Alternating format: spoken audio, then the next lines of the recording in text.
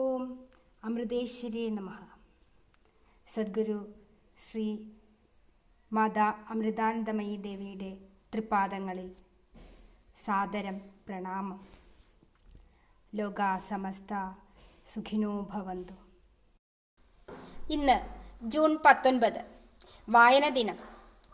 അറിവിൻ്റെ ആകാശത്തിൽ പറന്നുയരാൻ ബുദ്ധിയുടെയും മനസ്സിൻ്റെയും വളർച്ചയ്ക്കൊപ്പമേ ജീവിതത്തിൽ ഉയർച്ചയും വിജയവും ഉണ്ടാവൂ.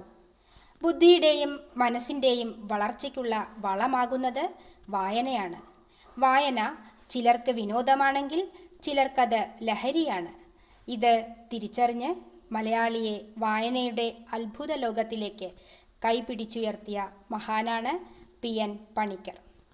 അദ്ദേഹത്തിൻ്റെ ചരമദിനമായ ഇന്ന് ജൂൺ 19 മലയാളികൾ വായന ദിനമായി ആചരിക്കുന്നു. കൊറോണ എന്ന മഹാവ്യാധി മൂലം സ്കൂളുകൾ തുറക്കാനായില്ലെങ്കിലും സാങ്കേതിക വിദ്യയുടെ മികവ് മൂലം പഠനത്തിന് തടസ്സം വന്നില്ല. അതുപോലെ ദിനാചരണങ്ങളുടെ പ്രാധാന്യത്തിനും. ഈ വായന ദിനത്തിൽ കുട്ടികൾ പങ്കുവച്ചത് ഇവിടെ സമർപ്പിക്കുന്നു. ഒറ്റപ്പാലം അമൃത വിദ്യാലയത്തിലെ പൊന്നോമനകൾ.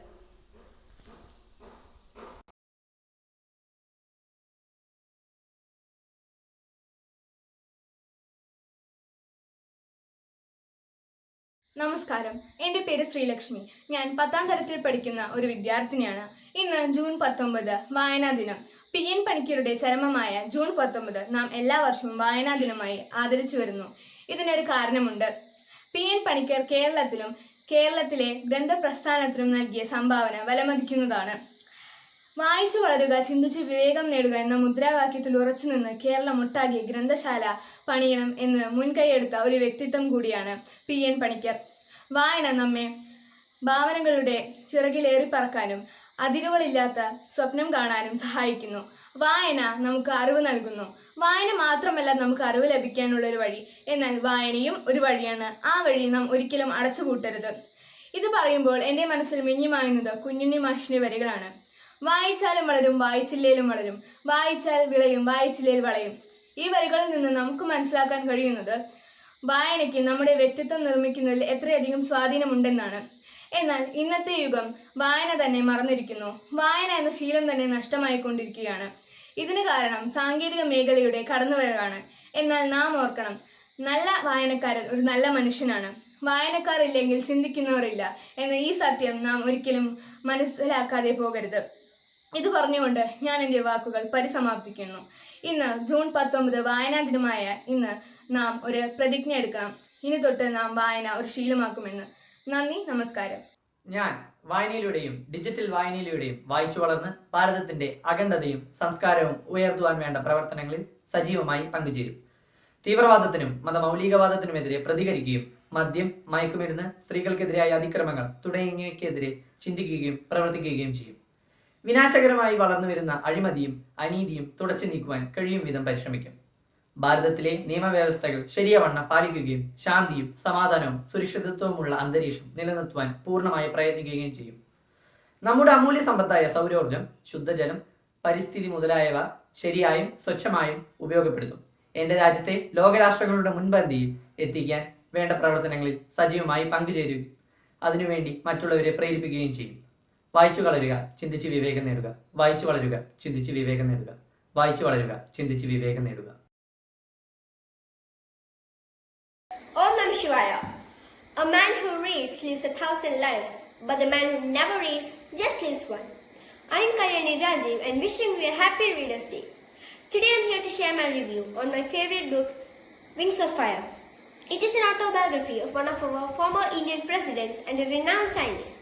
It is none other than Dr. APJ Abdul Kalam. This is a story of a young boy who dreamt high about his future and what inspired him to become an eminent scientist. Dr. Kalam examined his early life, effort, hardship, fortitude, luck and chance that eventually led him to lead Indian space research, nuclear and missile projects. This book is something everybody can extract from.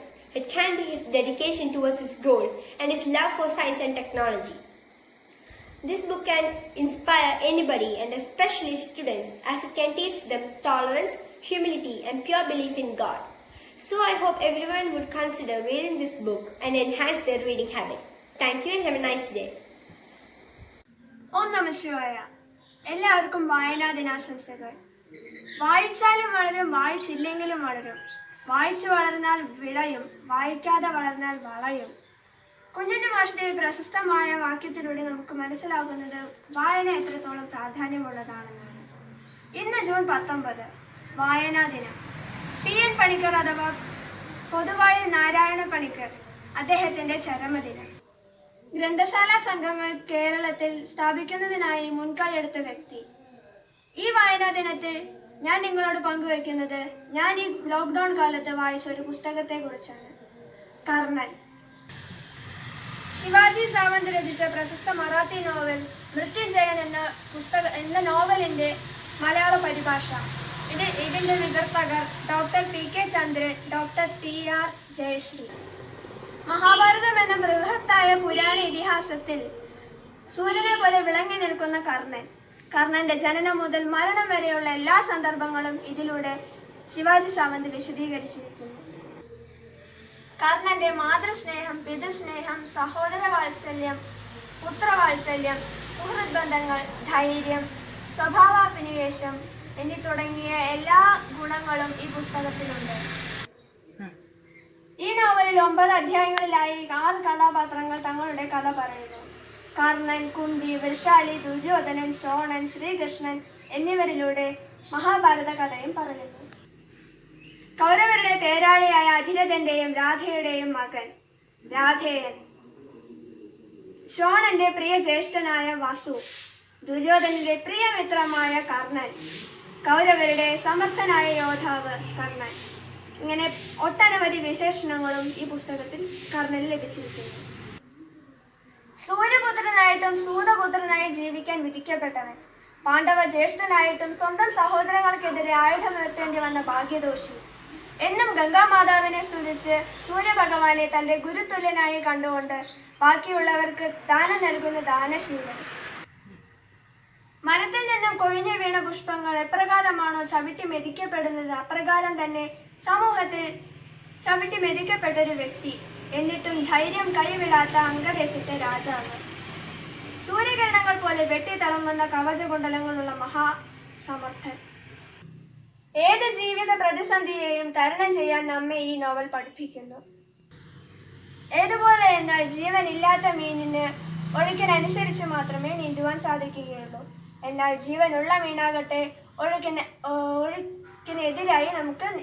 ഒഴുക്കിനെതിരായി നീന്തുവാൻ സാധിക്കും. ധാരാളം പരാജയങ്ങൾ ഏറ്റുവാങ്ങിയിട്ടും അദ്ദേഹം ജയത്തിലേക്ക് മാത്രമാണ് സഞ്ചരിച്ചത്. ഞാൻ വായിച്ച നോവലിന്റെ ഒരു ചെറു വിവരണം മാത്രമാണിത്.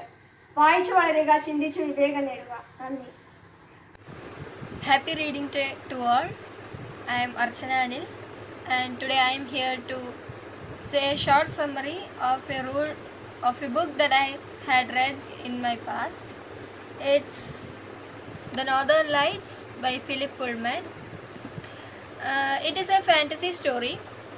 It was published in 1995. It is the first part of the trilogy His Dark Materials. It is an adventure of a little girl through the mysterious hidden secrets of the world. The main character is Lyra Belacqua. She is a young girl and she lives with the scholars of Jordan College at Oxford University. And another main character is Lord Asriel. He is Lyra's uncle. It's a great story for those who like fiction and adventure. Okay, so the novel is set in a parallel universe where the human souls are outside their body in the form of an animal. The story begins with Lyra hiding in the headmaster's room wardrobe, and she found out that Lord Asriel was going to be poisoned and killed. So she warns Asriel and she saves him. and then she hides and hears Lord Asriel's speech, and she finds out that he is going to the north to do experiments on a substance called dust. This dust is the thing that connects parallel universes according to them, and in the meanwhile, her best friend Roger Parslow gets kidnapped by the mysterious group called Gobblers.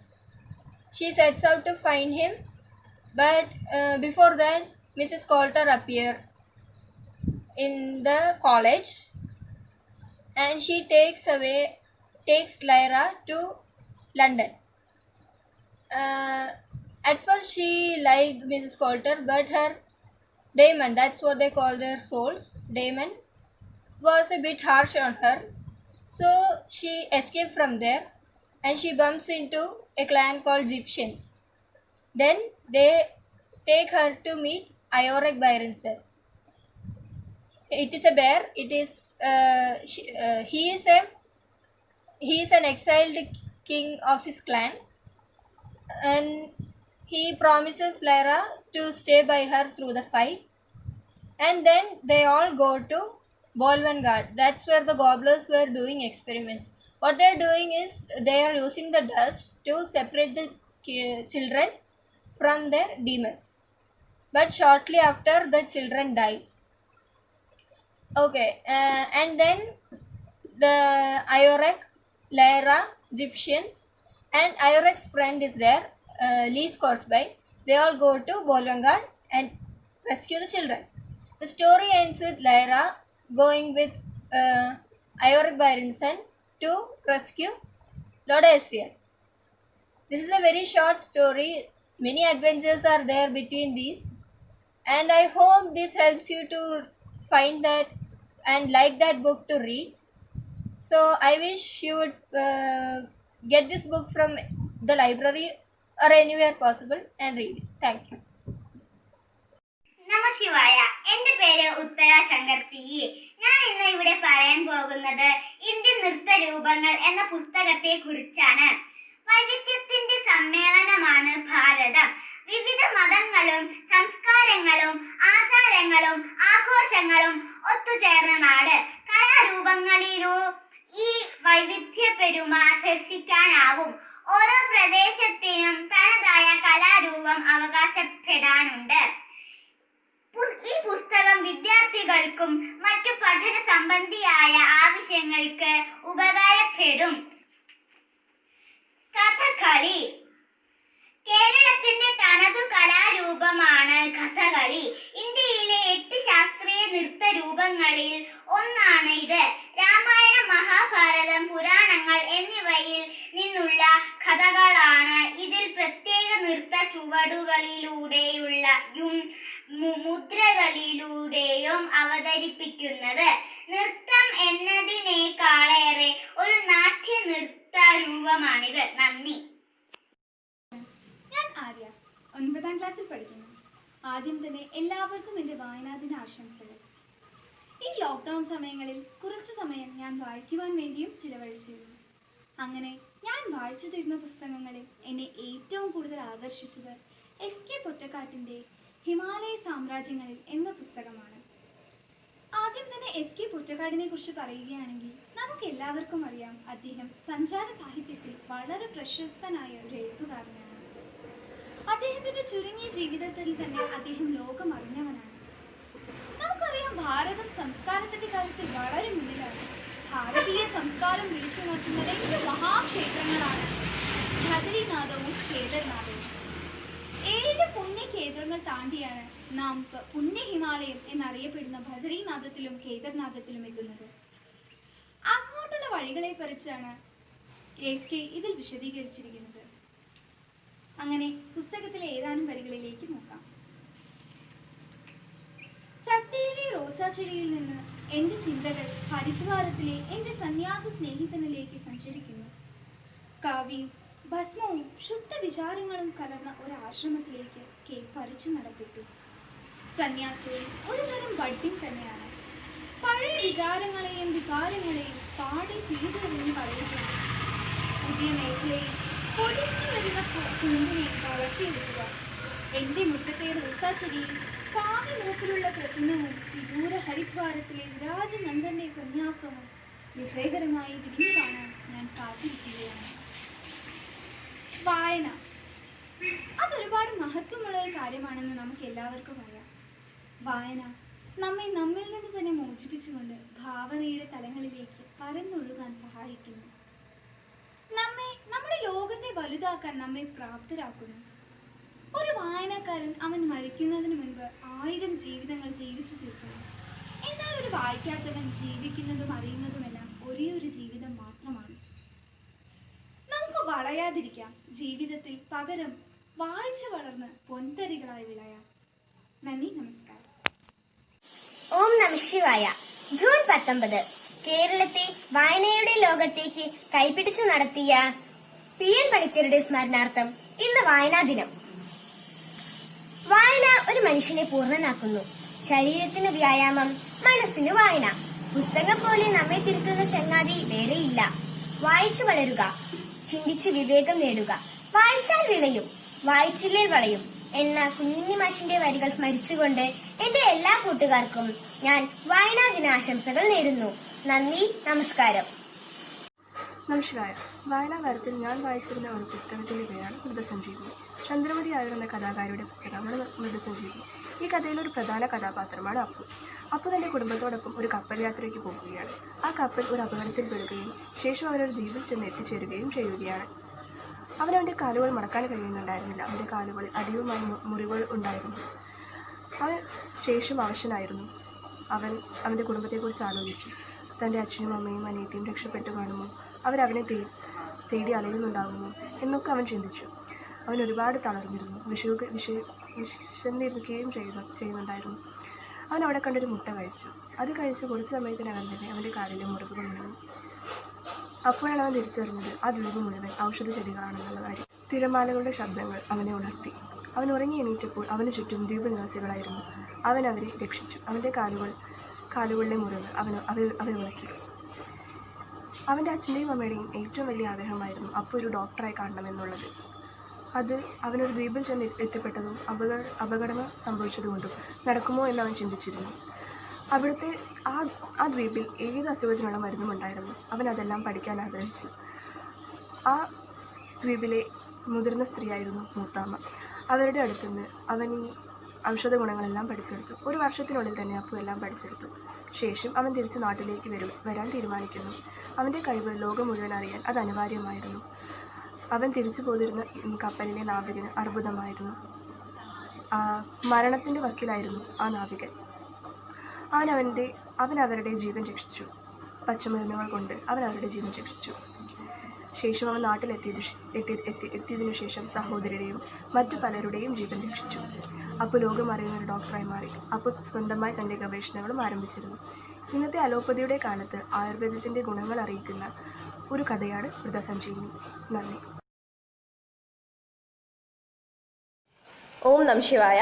ഇന്ന് June 19. നമുക്കെല്ലാവർക്കും അറിയാം, ഇന്നാണ് നമ്മൾ വായനാ ദിനമായി ആചരിക്കുന്നത്. ഞങ്ങൾ 10ാം ക്ലാസ്സിലെ കുട്ടികൾ ഒരു ചോദ്യോത്തര വേള നടത്താൻ തീരുമാനിച്ചിരിക്കുകയാണ്. എൻ്റെ ആദ്യത്തെ ചോദ്യം കൃഷ്ണയോടാണ്. ആരുടെ ചരമദിനമാണ് വായനാ ദിനമായി ആചരിക്കുന്നത്? PN പണിക്കരുടെ ചരമദിനമാണ് നമ്മൾ വായനാ ദിനമായി ആചരിക്കുന്നത്. അപ്പോൾ അടുത്ത ചോദ്യം അശ്വിനോടാണ്. അശ്വിൻ, വീണപൂവ് എന്ന പ്രശസ്ത കവിത രചിച്ചത് ആരാണ്? വീണപൂവ് എഴുതിയത് കുമാരനാശാനാണ്. അപർണ, അടുത്ത ചോദ്യം തന്നോടാണ്. മലയാള ഭാഷയിലെ ആദ്യ സമ്പൂർണ്ണ കൃതി ഏതാണ്? മലയാള ഭാഷയിലെ ആദ്യ സമ്പൂർണ്ണ കൃതി സംക്ഷേപ വേദാർത്ഥമാണ്. അടുത്ത ചോദ്യം നന്ദകൃഷ്ണയോടാണ്. മഹാത്മാഗാന്ധി ആത്മകഥ രചിച്ചത് ഏത് ഭാഷയിലാണ്? മഹാത്മാഗാന്ധി ആത്മകഥ രചിച്ചത് ഗുജറാത്തി ഭാഷയിലാണ്. ശ്രീനിരഞ്ജൻ, വെളിച്ചം ദുഃഖമാണുണ്ണി, തമസല്ലോ സുഖപ്രദം എന്ന പ്രശസ്ത വരികൾ ആരുടേതാണ്? ഈ വരികൾ അക്കിത്തം അച്യുതൻ നമ്പൂതിരിയുടേതാണ്. കൃഷ്ണ, അടുത്ത ചോദ്യം തന്നോടാണ്. വായിക്കപ്പെടുന്നത് എന്നർത്ഥം വരുന്ന മുസ്ലിങ്ങളുടെ പുണ്യഗ്രന്ഥം ഏതാണ്? വിശുദ്ധ ഖുർആനാണ് മുസ്ലിമുകളുടെ പുണ്യഗ്രന്ഥം. നന്ദകൃഷ്ണ, ഭൂമിയുടെ അവകാശികൾ എന്ന പ്രസിദ്ധ കഥ എഴുതിയത് ആരാണ്? ഭൂമിയുടെ അവകാശികൾ എന്ന പ്രസിദ്ധ കഥ എഴുതിയത് വൈക്കം മുഹമ്മദ് ബഷീറാണ്.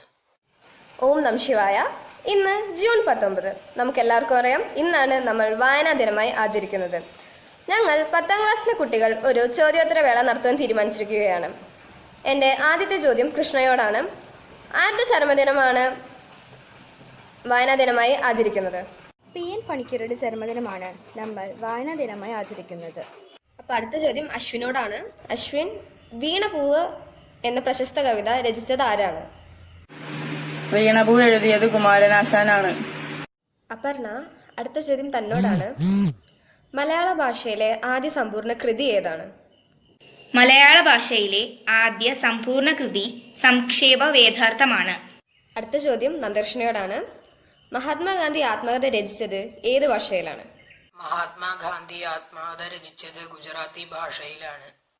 ശ്രീനിരഞ്ജൻ, വെളിച്ചം ദുഃഖമാണുണ്ണി, തമസല്ലോ സുഖപ്രദം എന്ന പ്രശസ്ത വരികൾ ആരുടേതാണ്? ഈ വരികൾ അക്കിത്തം അച്യുതൻ നമ്പൂതിരിയുടേതാണ്. കൃഷ്ണ, അടുത്ത ചോദ്യം തന്നോടാണ്. വായിക്കപ്പെടുന്നത് എന്നർത്ഥം വരുന്ന മുസ്ലിങ്ങളുടെ പുണ്യഗ്രന്ഥം ഏതാണ്? വിശുദ്ധ ഖുർആനാണ് മുസ്ലിമുകളുടെ പുണ്യഗ്രന്ഥം. നന്ദകൃഷ്ണ, ഭൂമിയുടെ അവകാശികൾ എന്ന പ്രസിദ്ധ കഥ എഴുതിയത് ആരാണ്? ഭൂമിയുടെ അവകാശികൾ എന്ന പ്രസിദ്ധ കഥ എഴുതിയത് വൈക്കം മുഹമ്മദ് ബഷീറാണ്. ശ്രീനിരഞ്ജൻ, അടുത്ത ചോദ്യം തന്നോടാണ്. തകഴിയുടെ ചെമ്മീൻ എന്ന കഥ വളരെ പ്രസിദ്ധമാണ്. അത് അറബിയിലേക്ക് വിവർത്തനം ചെയ്തത് ആരാണ്? തകഴിയുടെ ചെമ്മീൻ അറബിയിലേക്ക് വിവർത്തനം ചെയ്ത് മുഹ്യുദ്ദീൻ ആലുവായ് എന്നുള്ളയാളാണ്. അപർണ, അൽ അമീൻ എന്ന പത്രത്തിന്റെ പത്രാധിപർ ആരായിരുന്നു? മുഹമ്മദ് അബ്ദുർ റഹ്മാൻ സാഹിബായിരുന്നു അൽ അമീൻ പത്രത്തിന്റെ പത്രാധിപർ. അടുത്ത ചോദ്യം ഞങ്ങളുടെ ക്വിസിന്റെ ഏറ്റവും അവസാന ചോദ്യമാണ്. അശ്വിൻ, മലയാള ഭാഷ അച്ചടിയുടെ പിതാവ് ആരാണ്? മലയാള അച്ചടിയുടെ പിതാവ്. മലയാള ഭാഷയുടെ അച്ചടിയുടെ പിതാവ് ബെഞ്ചമിൻ ബേലിയാണ്. ഞങ്ങളുടെ ഈ പരിശ്രമത്തിന്റെ ഫലമായി നിങ്ങളിലേക്ക് അറിവെത്തിക്കാൻ കഴിഞ്ഞു എന്ന് വിശ്വസിക്കുന്നു. അതുകൊണ്ട് ഞങ്ങൾ ഇത് ഇവിടെ നിർത്തുകയാണ്. നന്ദി. പുസ്തകങ്ങളിൽ എന്തൊക്കെയുണ്ട്, പുസ്തകങ്ങളിൽ വിസ്മയമുണ്ട്, പുസ്തകങ്ങളിൽ ആനന്ദമുണ്ട്, പുസ്തകങ്ങളിൽ വിജ്ഞാനമുണ്ട്. പുസ്തകങ്ങളിൽ എന്തൊക്കെയുണ്ട്, പുസ്തകങ്ങളിൽ വിസ്മയമുണ്ട്, പുസ്തകങ്ങളിൽ എന്തൊക്കെയുണ്ട്, പുസ്തകങ്ങളിൽ വിസ്മയമുണ്ട്. നമ്മളെ പോലൊരു തനി മണ്ണി ബന്ധനം വിട്ടുണർന്നതാ കാര്യം. വെന്തെരിയുന്ന റോക്കറ്റിലേറി ചന്ദ്രനിൽ ചെന്നിറങ്ങിയ കാര്യം. ചാടിയോടി കളിച്ചു കൂത്താടി ചന്ദ്രപ്പാറ പെറുക്കിയ കാര്യം. വാഹനമേറി വീണ്ടും ഇങ്ങെത്തി വാരിധിയിലിറങ്ങിയ കാര്യം. ദൂരദർശന പെട്ടിയിൽ നാട്ടാർ ധീരത ഇതു കണ്ടതാ കാര്യം. പുസ്തകങ്ങളെ ഇമ്മട്ടിലെത്ര വിസ്മയങ്ങൾ നിറഞ്ഞിരിക്കുന്നു.